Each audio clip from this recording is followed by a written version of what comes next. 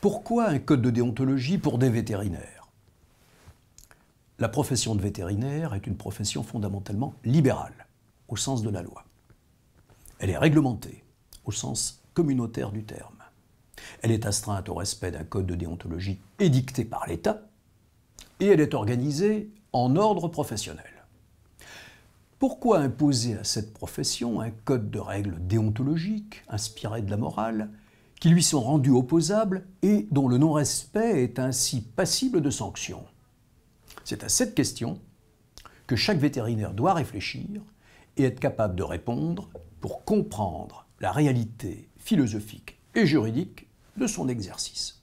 La nature de ces activités amène le vétérinaire à exercer dans une relation à autrui le plus souvent déséquilibrée en raison du différentiel de compétences qui impose au client, maître de l'animal ou chef d'exploitation, plus généralement au donneur d'ordre, une nécessaire confiance. L'acte vétérinaire se réalise le plus souvent dans le cadre d'un colloque singulier protégé par le secret professionnel, au cœur de la rencontre d'une conscience et d'une confiance, comme tel célèbre président de l'Ordre des médecins l'avait dit, de la relation entre le médecin et son patient.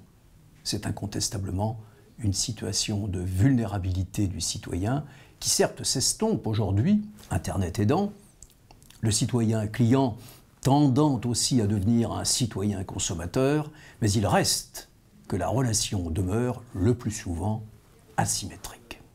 Par ailleurs, l'activité médicale, y compris pour les animaux, ne sera jamais soluble ni dans des équations mathématiques, ni dans la science seule, ni dans le droit, même si elle doit rester fondée sur la science et encadrée par la loi. Elle est ainsi fondamentalement une activité dite à pratique prudentielle.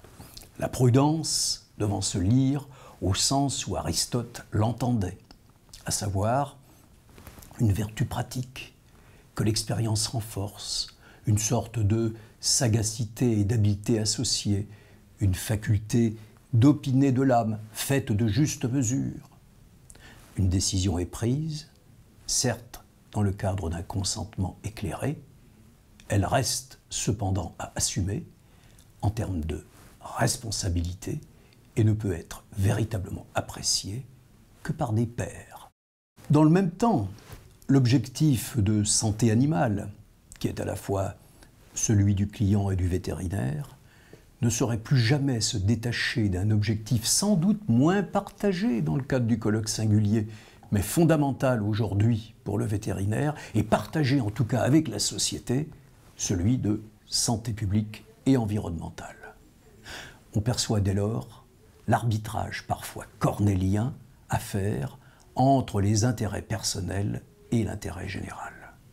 Ce possible conflit d'intérêts justifie une déontologie robuste. Un code de déontologie constitue dès lors un garde-fou rassurant pour le citoyen et la société, et sans doute aussi pour la profession elle-même.